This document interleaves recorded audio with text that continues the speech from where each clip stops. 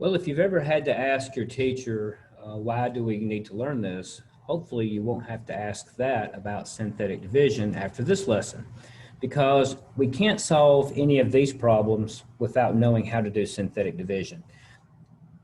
The remainder theorem says that if you perform synthetic division, if your remainder is 0, then that means you have found a factor for that polynomial. For example, if we look at number 1, it says, what is the remainder when the polynomial p of x is divided by x minus 5? Now we're dividing by x minus 5.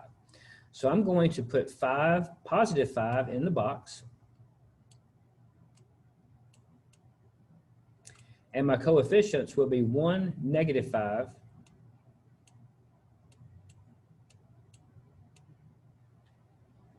2, and negative 10. Now remember, it's a good idea to make sure that we have all of our powers represented. We don't want gaps here. So I have a power of 3, a power of 2, a power of 1, and then I have the constant term. So we're in good shape there. So let's drop the 1 down and let's multiply. 5 times 1 is 5, and if I add that column, I get 0. And 5 times 0 is 0, and if I add that column, I get 2. And then, of course, 5 times 2 is 10, so the remainder would be 0. Well, since we started off with a power of 3, and we ended up dividing by a power of 1, the answer has to be a power of 2. So this is going to actually be, if we wanted to write the answer, we would have to say 1x squared plus 0x's plus 2. So x squared plus 2 would be the solution if we were dividing, right? That would be the solution. But the question is, what is the remainder? Well, the remainder is 0. The remainder is 0. So that's where they got the 0 here. Now, what does the remainder theorem say? The remainder theorem says that since we have a 0 remainder, that means if you plug 5 into this function here, you will get 0 for your answer. In other words, y would be 0. So let's try that. If we take p and we plug 5 in, that's going to give me 5 to the power of 3, which is 125. Minus, and then here I would have to say 5 squared is 25, and then 25 times 5 is 125.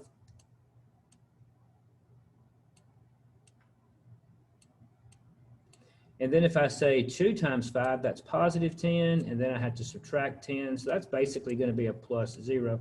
If you add 125 minus 125 plus 10 minus 10, you end up getting 0. In other words, we have just shown that if you were to graph p of x, the point 5, 0 would be on the graph. In fact, we have shown that 5 is a 0 of the function. So anytime you do synthetic division and you get 0, then that means that this x value here is a 0 of the function. Let's take a look at some more here. Number 2.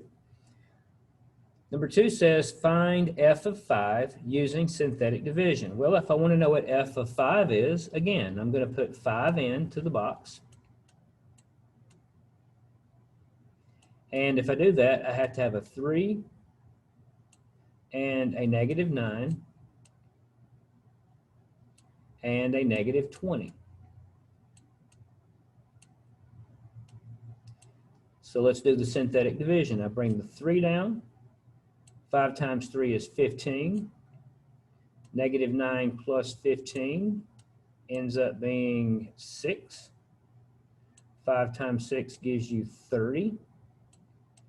And negative 20 plus 30 is 10. So that's the remainder. So what does that mean? It means that the point 5, 10 is on the graph.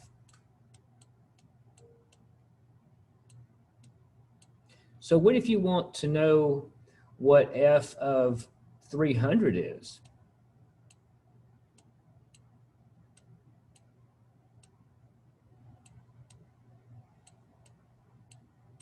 Well, you would go through the exact same thing, except you would have to change this to 300.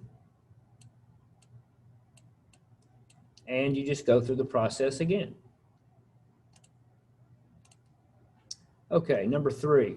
Is x minus 3 a factor? Well, if x minus 3 is a factor, then 3 would have to be a 0, right? If x minus 3 is a factor, then 3 would have to be a 0. So let's plug 3 into the box. Let's do the synthetic division, and let's see if our remainder is 0. So let's see, I've got 1 for my x cubed. I have negative 3 for x squared. I have 2 for x. And I have 2 for my constant term. And let's just do the synthetic division. I drop the 1 down. I get a 3 here. Add that together and get 0. I get a 0 here, a 2 here, and then 3 times 2 is 6, which means I get an 8. So that means that if x is 3, y is equal to 8. So this is not, x minus 3 is not a factor.